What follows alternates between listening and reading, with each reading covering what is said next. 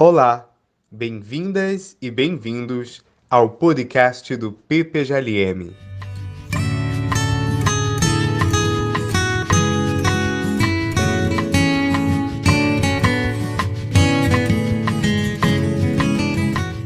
Damos início a mais um episódio e na conversa de hoje vamos falar sobre filosofia e psicanálise com Karine Ferreira. A Karine é doutoranda pelo Programa de Pós-Graduação em Filosofia da Universidade Federal do Rio de Janeiro, mestranda em Ciências Humanas e Sociais no Programa de História e Filosofia das Ciências em Paris Diderot, psicóloga e também mestra em Teoria Psicanalítica pela UFRJ.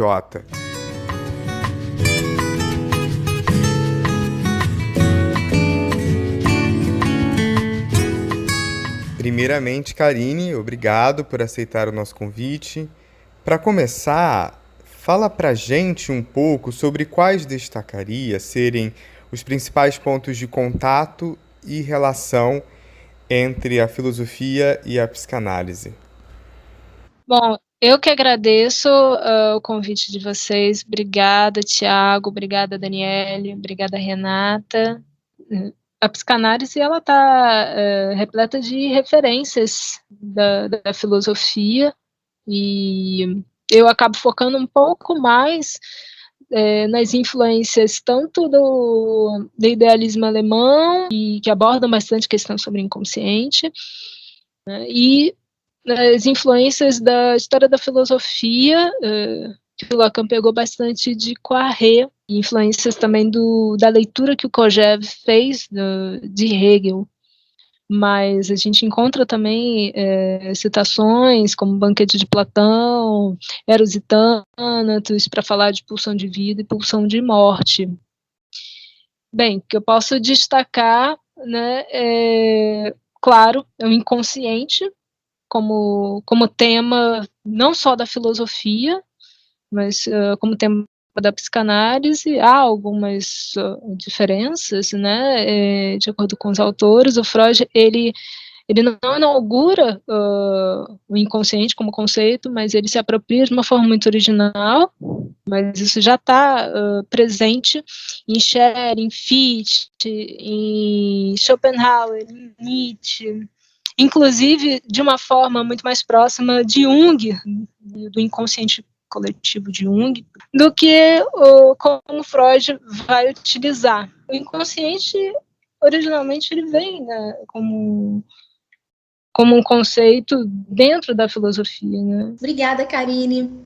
Seguindo essa temática da relação entre a filosofia e a psicanálise, ao longo da obra freudiana, há várias citações de filósofos e escritores com a função de apoiar a cunhagem de novos conceitos. Certas menções à passagem de livros de filósofos, como Platão e Schopenhauer, revelam-se também essenciais da tessitura dos textos.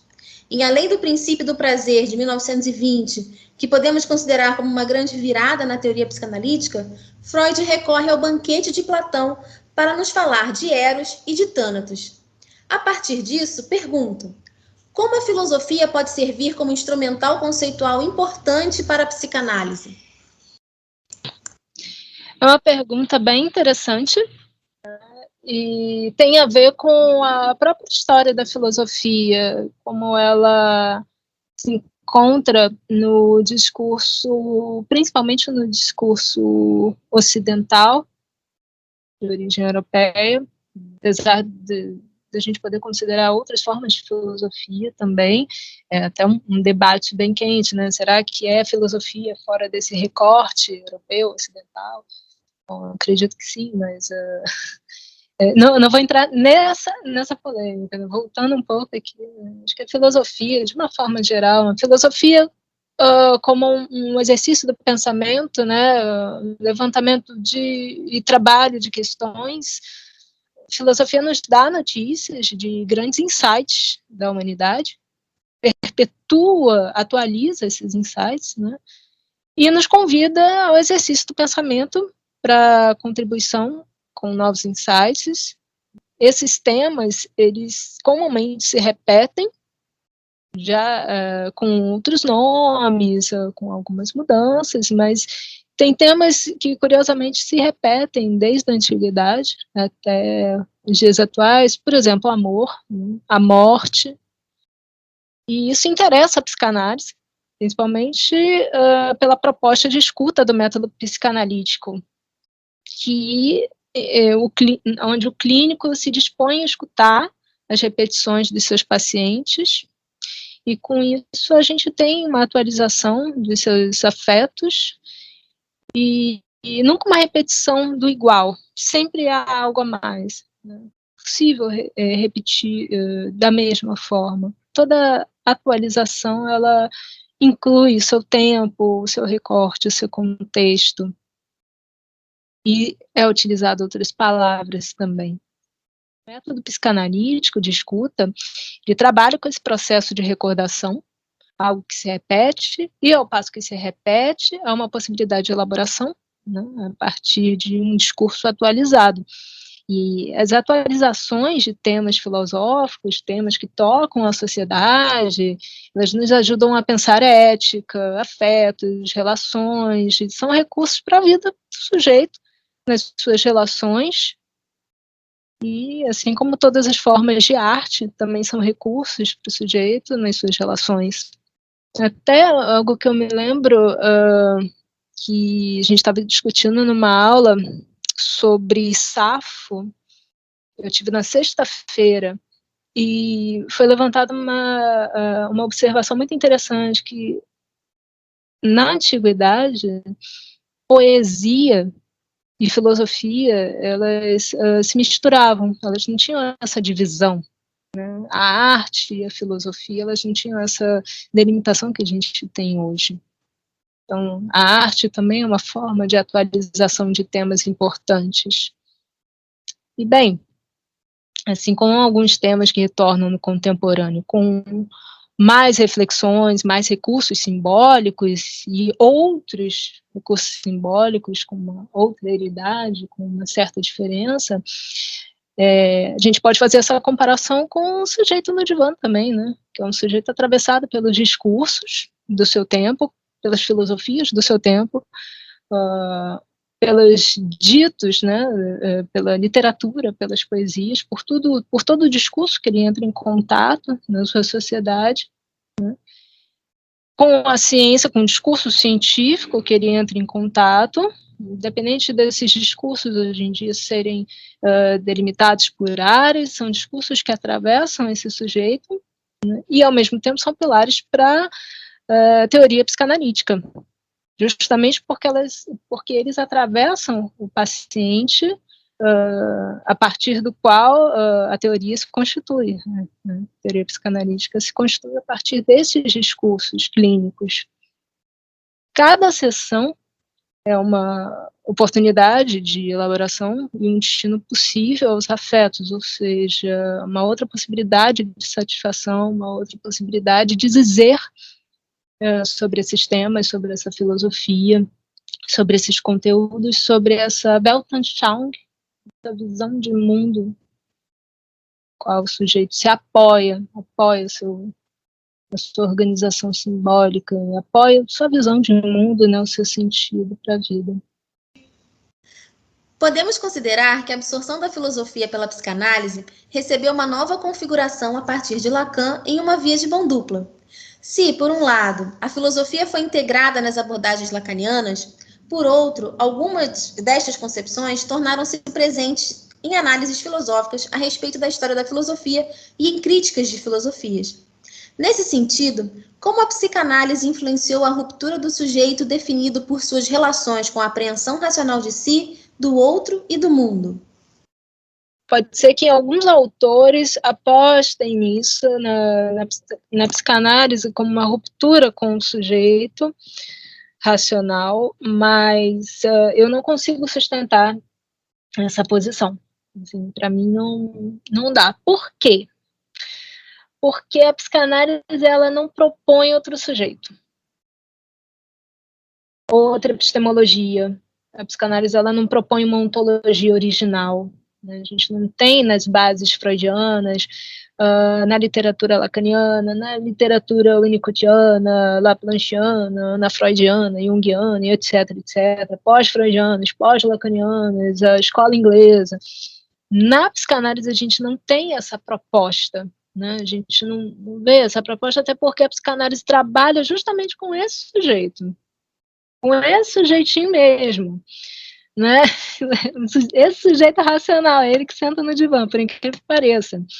E a psicanálise trabalha com esse sujeito até hoje, como esse sujeito que nasce no iluminismo, né, chega no século XIX, XX, com uma dívida enorme em relação às suas expectativas iluminadas, entre aspas, né, suas expectativas positivistas, de racionalidade, de potência e de evolução, que a psicanálise recebe um sujeito frustrado, né?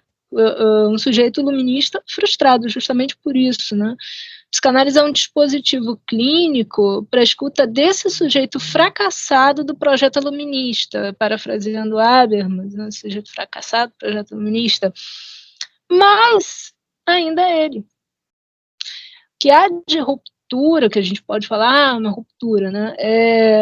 De subversão da psicanálise, é a sua posição em relação a esse fracasso. Uma posição que admite, por exemplo, os limites da apreensão do mundo e de si pela racionalidade. Uma posição que aponta para uma construção idealizada de corpo e mente que se crê binário. Que se crê binário no sentido de mente separada de corpo.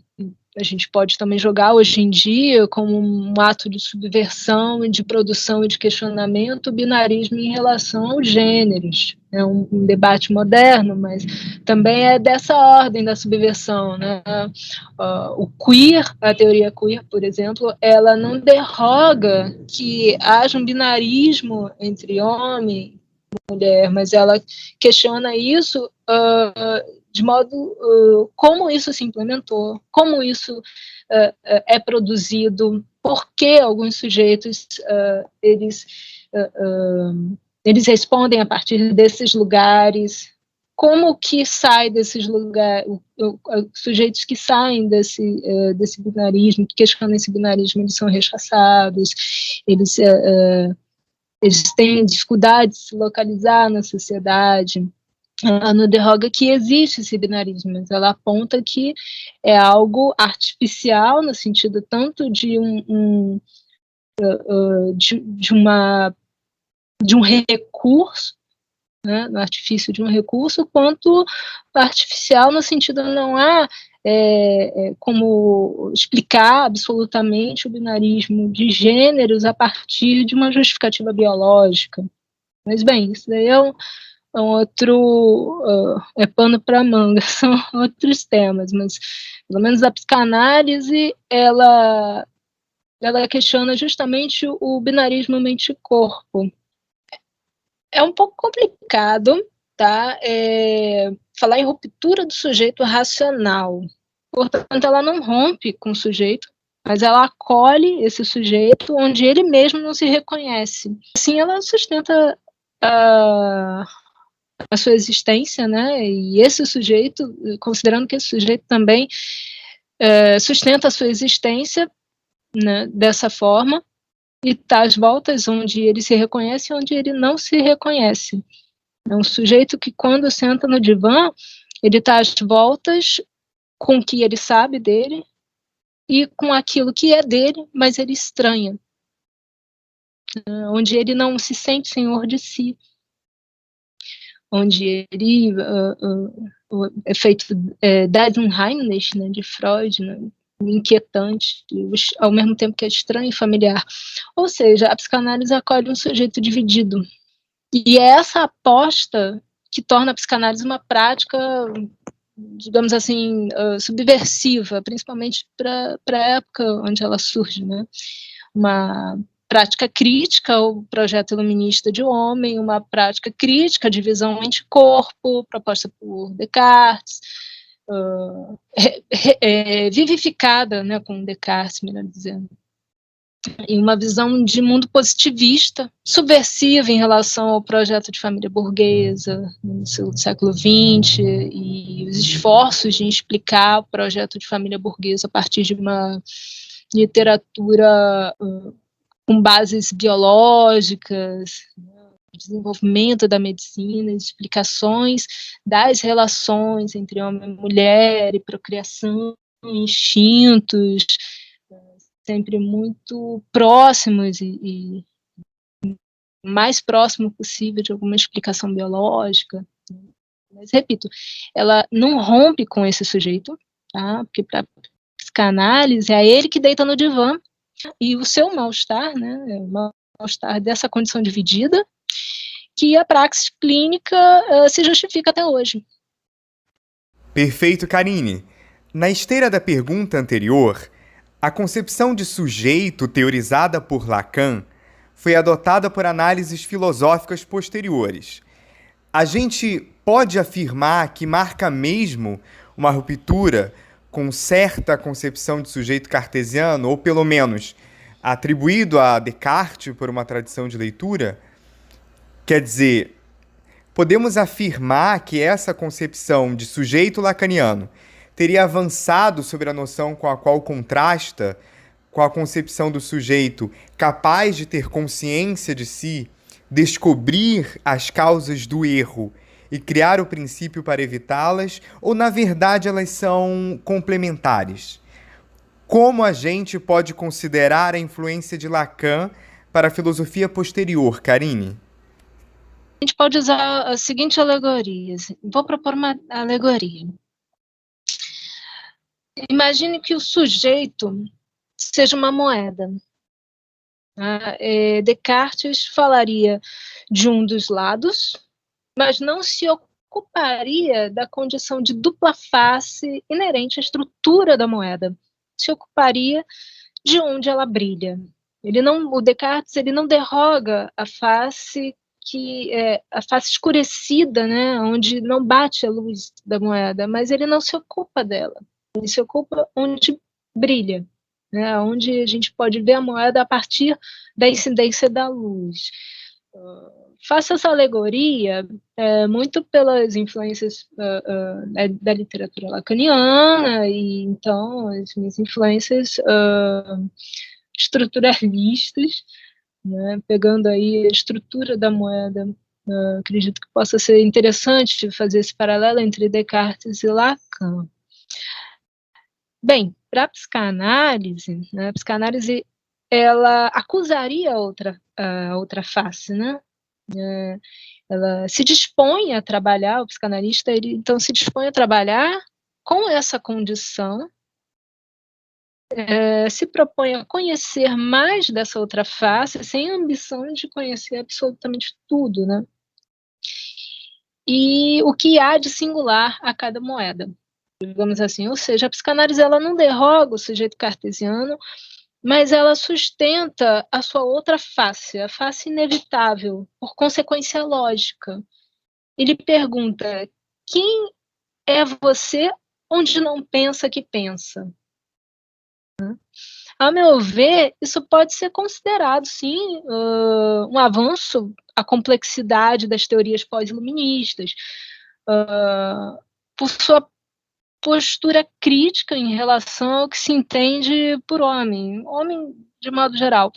Um avanço à complexidade também desenvolvida pela escola de Frankfurt, né, por outras vias, é claro, né, essa que também foi influenciada pela literatura freudiana, se apropria da psicanálise de uma forma própria. Mas, em suma, o sujeito com o qual a psicanálise trabalha não é outro senão o sujeito da ciência, tal como ele se desenvolve a partir do iluminismo, né, um momento, de fato, de ruptura do pensamento ocidental europeu. Mas a psicanálise não tem nenhum saber prêt-à-porter, nenhuma verdade para oferecer para esse sujeito, além da que ele mesmo alcança com o seu exercício de raciocínio e os destinos que ele dá para os seus afetos. E ela aposta que ele possa elaborar uma narrativa original, singular, para a sua outra face da moeda, né? Onde ele não se vê, não se reconhece, mas é dele, é de sua responsabilidade.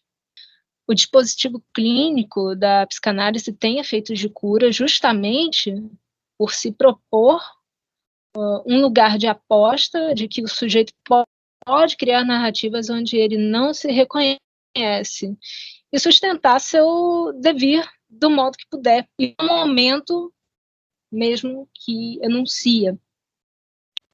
Perfeito. Karine, gostaria de pensar Lacan a partir da dialética do senhor e do escravo, presente em Fenomenologia do Espírito, do filósofo alemão Hegel. As duas figuras que representam a consciência de si no momento de seu desenvolvimento se tornaram personagens que ilustram a dinâmica do inconsciente, incorporadas ao tema da submissão ao grande outro, do desejo de reconhecimento, do ser para a morte. Pode nos falar mais sobre como Lacan recupera a dialética do senhor e do escravo na teoria psicanalítica? Sim, resumindo, o Lacan ele recupera a dialética do senhor e do escravo como uma alegoria para falar dos modos como o sujeito lida com o seu mal-estar na sociedade. 4 alegorias de como o sujeito pode se organizar em relação à sua dinâmica libidinal, na condição de sujeito da linguagem, as voltas com o seu impossível de tudo representar, o impossível de tudo dizer, o impossível na ordem do gozo, ou seja, um impossível na relação com o outro, né, o grande outro. Né? No momento em que ele não só está na linguagem, mas utiliza da linguagem, para mediar a relação com o outro. Bom, a partir desse limite relacional, Lacan propõe 4 esquemas inspirados justamente no discurso do senhor e do escravo de Hegel, mas ele acrescenta nessa dinâmica a condição de gozo do escravo, não só do senhor, mas do escravo. Ou seja, nessa dinâmica, o escravo tem a sua liberdade interditada para se manter vivo, ou seja, ele tem a morte simbólica em troca da vida no real, e o senhor, nessa alegoria, se encontra isento do saber fazer do escravo, mantendo-o vivo, né, mantendo o escravo vivo, que é justamente aquele que sabe, né, repetindo, já o senhor se encontra isento do saber fazer do escravo, mantendo-o vivo, aquele que sabe, né, o escravo. E esse escravo não é somente aquele que domina o saber sobre a natureza, o ofício, o que sabe operar a natureza e produzir conteúdo, mas é também aquele que só faz, pois sabe que há o mestre, e não é ele. O trabalho do escravo, ele mantém o mestre vivo simbolicamente. Ele sustenta um saber sobre o mestre, um saber fazer, e um saber fazer para o mestre, logo sustenta um saber sobre o mestre na condição mesma de mestre, o que condiciona a um lugar de escravo para continuar vivo. E a dialética está posta, né? A condição de ser mestre é deixar o escravo vivo para subjugá-lo, porque dele depende o seu lugar de mestre. O lugar de mestre e de servidão é sustentado por aqueles que se veem diante de 2 mortes, a real e a simbólica. E, bem, até aí Hegel, mas a contribuição de Lacan em relação a essa dialética é que, para ele, a renúncia do escravo ao gozo, para se manter vivo, também dá ao escravo um outro modo de gozo, um gozo excedente, um gozo impossível na dimensão real, né, porque o gozo possível da dimensão real é um gozo do mestre, mas é um gozo presente na dimensão imaginária, uma condição de ser mítica para o gozo, por assim dizer. E por que esse gozo não é possível no real, tal como é possível para o mestre? Porque simplesmente nem todo o trabalho dirigido ao mestre pode ser objetivado. O que nos remete a um impossível de satisfação pulsional completa a partir do momento em que não há uma relação bijetora entre pulsão e objeto de satisfação. Isso já em Freud, isso já em 3 ensaios da teoria da sexualidade e isso já em Pulsão e suas vicissitudes. O trabalho para a satisfação da pulsão é uma constante craft. Por que constante? Porque todo o trabalho não dá conta de produzir uma satisfação. Isso posto, fica mais fácil, né, fácil muito entre aspas, mas fica mais possível, digamos assim, a gente entender o esquema do senhor e do escravo, o discurso do mestre, como Lacan propõe. Ele não só propõe a esquematização do discurso do mestre, mas ele especifica os lugares, por exemplo, na parte para quem vê, né? Imagina uma página, né? Está diante do livro, né? Esse discurso é trabalhado no seminário 7, seminário 17, perdão. Esse discurso é trabalhado no seminário 17 de Lacan, né? Para quem vê na folha, tem 4 lugares, né? Do lado esquerdo de quem vê, e em cima está o agente, embaixo está a verdade, do lado esquerdo tem o trabalho e a produção. E o Lacan ele localiza o S1 no lado esquerdo acima, o sujeito barrado, o S barrado embaixo, fazendo relação o S1 se relacionando com o S2, que é o trabalho, e embaixo a produção. Pois bem, o saber fazer, ou o trabalho do escravo, representado pelo S2, esse saber, né, debita a sua praxis ao agente S1. É o senhor. E o escravo, por assim dizer, que é o S barrado, sustenta a existência desse S1, desse senhor, a partir de um enredo mítico do mestre absoluto, a quem o poder e o gozo é de direito. Esses lugares imaginários, eles são possíveis a partir de uma construção simbólica que suporta seu conteúdo. Ou seja, nós só temos notícias de um mestre a partir do escravo que o vivifica como tal. Aquele às voltas com o seu mal-estar, pois desse impossível na ordem do gozo é que depende a sua própria vida para o outro no laço social. Nesse ponto, é importante não perder de vista algumas implicações sobre a temporalidade deste arranjo relacional que Lacan propõe.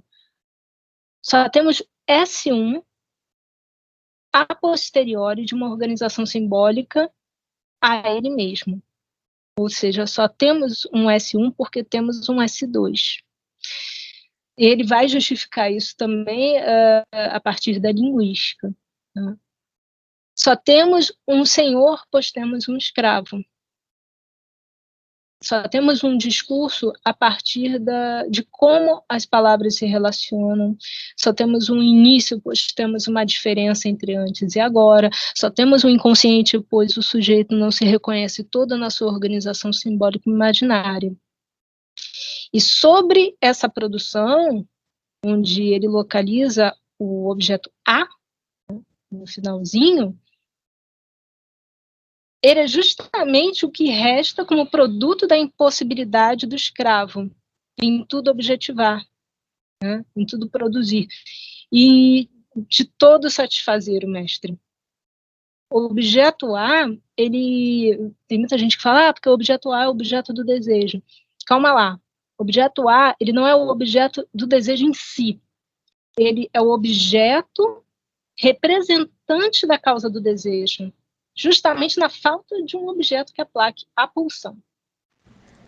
Considerando agora a relação entre psicanálise e filosofia da ciência, Para Freud, a gente sabe, a psicanálise fazia parte das ciências da natureza e, de modo algum, daquelas reconhecidas como do espírito, como então se chamavam na Alemanha da sua época, o que a gente compreende atualmente como ciências humanas. Hoje, contudo, uma asserção como essa parece muito estranha, né? Afinal, que objeto poderia ser mais humano do que o espírito humano para a psicanálise? Então, nesse sentido, eu queria saber de você qual a relação, Karine, entre psicanálise e ciência hoje. Bom, como resposta, é importante a gente ter em mente da onde a psicanálise veio, da onde Freud veio e como ele sustenta a sua prática clínica.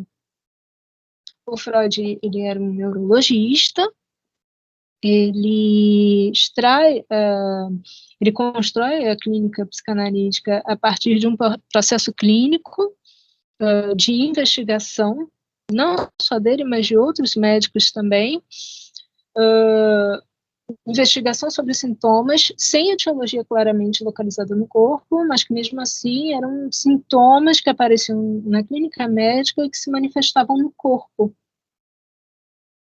E bem, a aposta na cura pela palavra, ela caracteriza o início da clínica psicanalítica, afasta um pouco a psicanálise, pouco a pouco afasta a psicanálise de uma clínica médica, trazendo aí um caráter muito próprio da talking cure, da cura pela palavra. Mas desde o início das investigações de Freud, a gente vê textos sobre as afasias, projetos para uma psicologia científica, um movimento sempre de trazer para dentro do espaço clínico, do espaço científico, questões que eram misteriosas, questões que não eram explicadas a partir do estudo anatomofisiológico, da tecnologia anatomofisiológica que eles tinham no momento. E muitos dos sintomas hoje em dia que chegam clínica psicanalítica, que chegam aos consultórios de psicologia até hoje, são sintomas muito estranhos e que não há uma etiologia no corpo localizada. Hoje em dia se estuda muito origens de questões, sintomas psíquicos, sintomas psicológicos, sintomas estranhos a partir de influências genéticas, mas ainda assim não há nada muito comprovado efetivamente que aquela combinação de genes vá realmente causar no sujeito em tantos anos um quadro depressivo. Não é bem assim. Por que eu estou falando isso? Porque para sustentar a psicanálise, Freud, ao mesmo tempo que ele critica a clínica médica da sua época, ele mantém a sua clínica como um dispositivo de cura, um dispositivo que possibilita a cura a partir das elaborações, a partir do treinamento. Então, por um interesse de trabalho, a psicanálise ela se volta mais para o campo da ciência, para o campo da saúde mental. É claro que ela não está inteira na saúde mental, como a psicologia, porque ela mantém a sua posição crítica em relação aos sujeitos da ciência. Ela aposta no inconsciente. Mas ela, hoje em dia, ela é colocada dentro das universidades, no campo das ciências humanas, mas é um lugar, a psicanálise tem um lugar sempre estranho, familiar, sempre um Heimlich em relação a onde ela está.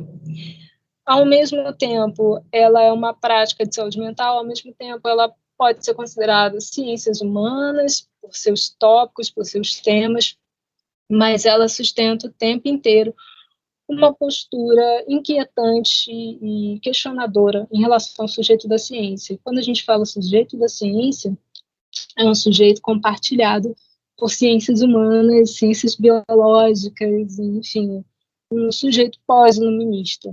Então, é um lugar sempre possível e, ao mesmo tempo, impossível.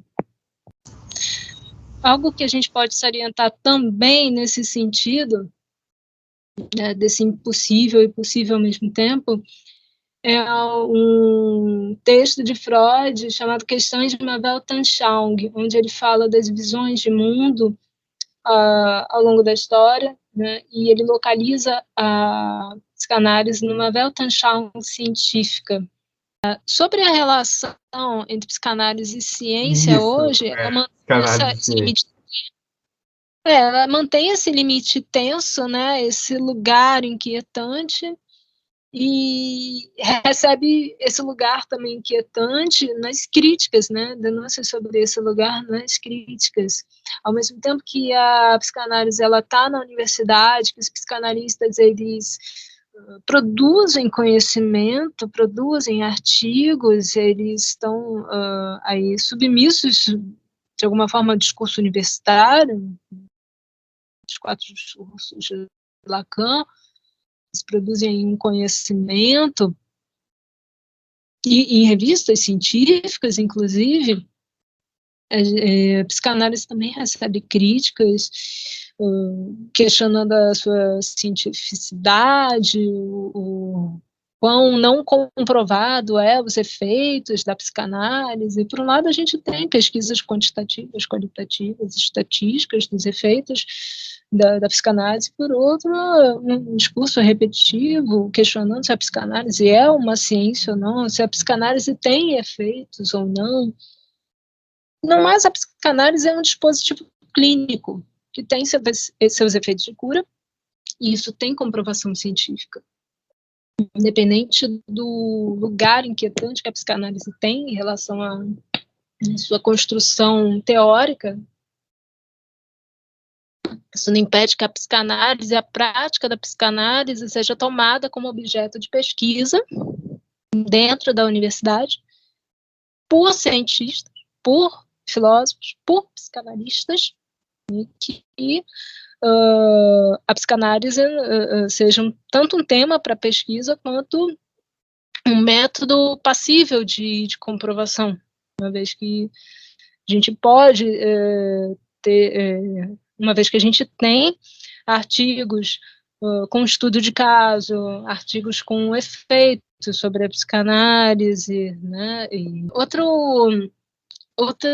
outra questão em relação à psicanálise e ciência são as críticas que direcionam a psicanálise em relação entre a diferença entre a medicina, as clínicas médicas, as clínicas de psicologia, de outras abordagens, e a psicanálise, porque a psicanálise ela não depende de um diagnóstico fechado para propor uma intervenção. Isso também pode parecer um pouco estranho, né, para a prática médica. Por mais que a psicanálise ela considere na sua literatura algumas repetições, alguns padrões estruturais, podem ser lidos como padrões de estruturas, de constituição psíquica, e sintomas que se repetem em determinados momentos. Isso não impede que o psicanalista escute o sujeito e não tenha pressa para fechar um diagnóstico. O dispositivo da psicanálise, o método psicanalítico, ele funciona a partir do momento que o analista ele se dispõe a escutar e, sobretudo, a partir do momento em que há uma relação transferencial entre paciente e analista. Outra questão também que a psicanálise é questionada em relação à sua cientificidade é a relação da escuta psicanalítica em relação aos sintomas que chegam na clínica. O sintoma, ele é um objeto não só de estudo, mas a intervenção médica farmacológica é no sintoma, para que esse sintoma ele desapareça ou ele diminua, ou haja ou a redução de danos, ou então a eliminação do sintoma. Para o analista, né, psicanalista, o sintoma ele é um recurso com o qual foi possível o sujeito estar no laço social. O psicanalista ele não tem a ambição de eliminar o sintoma, justamente porque ele não parte de que o sujeito nasce normal e o sintoma corrompe, digamos assim. Não há essa a relação de normal e anormal, ela não entra para a psicanálise, tal como para outras áreas de saúde mental e áreas médicas. Isso também é alvo de discussão e de questionamento. Ou seja, a psicanálise é um método passível desses questionamentos, né, como um método de escuta do sujeito, da ciência, um sujeito dentro dessa Weltanschauung científica, mas que acolhe notícias de um lugar desse sujeito, né, de um modo de gozo muito singular desse sujeito, justamente ali onde ele não se reconhece. Isso não impede que a psicanálise ela seja a psicanálise como seja objeto de estudos sobre a história da ciência, a clínica psicanalítica seja objeto de estudo dentro da universidade, dentro do pensamento científico. Está dentro do pensamento científico, mas é um dispositivo de escuta que questiona a si mesmo o tempo inteiro. Porque quando a gente fala de sujeito da ciência, a gente também está falando do analista. Carine, passando agora para um dos assuntos investigados por você, poderia nos falar sobre filosofia das relações? Bom, filosofia das relações é uma proposta de pesquisa que eu faço durante o meu doutorado, né? Tem origens na minha graduação e no meu mestrado, onde eu estudei as relações parentais no campo da reprodução assistida com materiais doados, e algumas implicações em relação aos discursos médicos e legais sobre parentalidade e genética.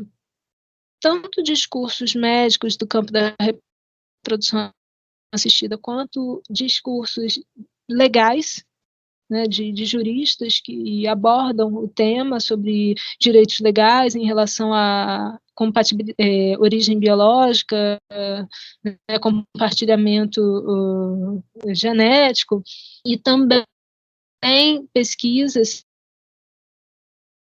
feitas com pais e mães que realizam a maternidade a partir da doação de materiais, embriões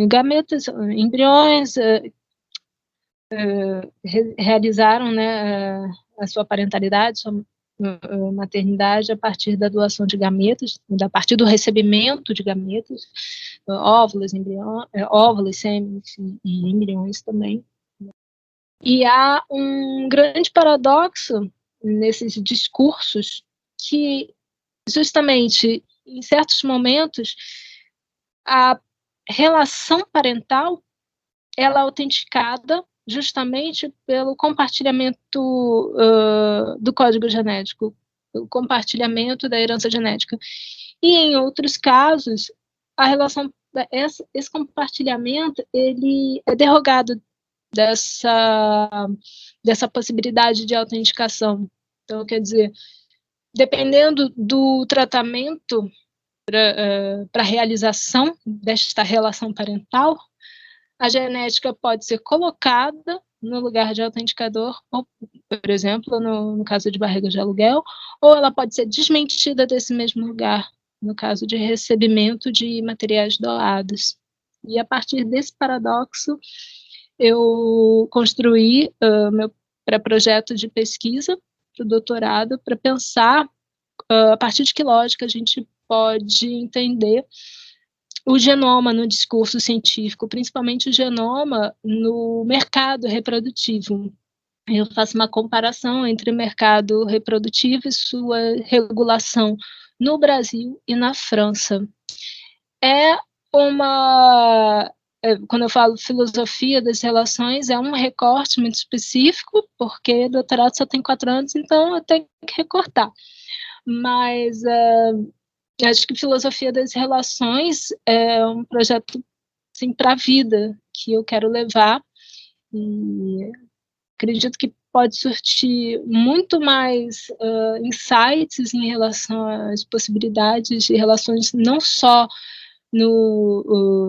se tratando de relações parentais, contando também com novas configurações parentais, novas, por exemplo, sempre houve relações parentais, crianças criadas por avós, por tios, mas, por exemplo, compartilhamento da experiência da maternidade, isso é novo na história da humanidade, né? Doação de gametas, doação de embriões, isso é algo que merece ser estudado, e principalmente como esses arranjos, eles entram no discurso. A impressão que eu tenho é que o discurso sobre as relações, ele ainda precisa antes era uma herança de sangue, hoje em dia é uma herança genética, para apontar uma verdade sobre a filiação parental. Por que a genética ocupa esse lugar e como ela é desmentida desse lugar, ao mesmo tempo que ela também não é a autentificação, vou dizer, de uma filiação parental. Enfim, são coisas que eu ainda estou pensando, ainda estou desenvolvendo, mas fico muito feliz de estar compartilhando com vocês.